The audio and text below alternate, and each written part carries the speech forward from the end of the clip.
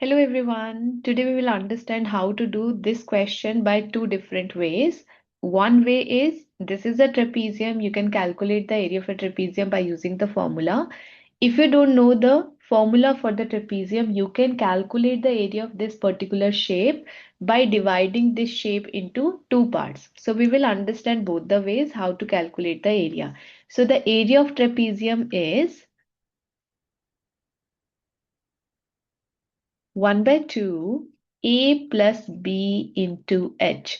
Now what is A and B? A and B are the two parallel sides of a trapezium. That is, this is A and we can take this as B. And what is H? H is height. So let's put the value here. 1 by 2, 28 plus 40 into 9. So we will get here 1 by 2 into and then 68 into 9, and we can just simplify it and we'll get 34 times with 9, which is equals to 306 meters square. So this is a one way to calculate the area of this particular quadrilateral. If you don't know the area of a trapezium, so what we have to do, we have to divide this figure into two equal parts. So let's understand how to calculate the area by the other way. Now in this way, we will divide the figure into two parts. One is this rectangle, other one is triangle. So in the triangle, we already know the height is 9 meter and the base, if you want to calculate, it would be equals to, since this total side is 40 meter and one part of the side is given 28 meters. If I have to calculate this part, it would be 40 minus 28, which is equals to 12 meter. So we already know how much is the base of the triangle. So we can write down here area of 2.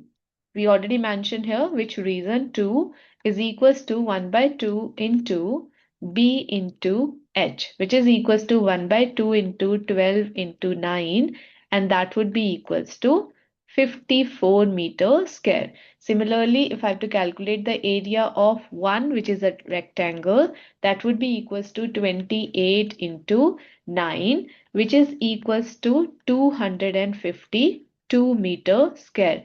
So area of ABCD will be equals to area of 1 plus area of 2, which is equals to 252 plus 54, which is equals to 306 meter square. So whatever the way you will calculate the area will be equals to 306 meter square. So now you can calculate the area of this shape by any way, whatever the way you feel convenient.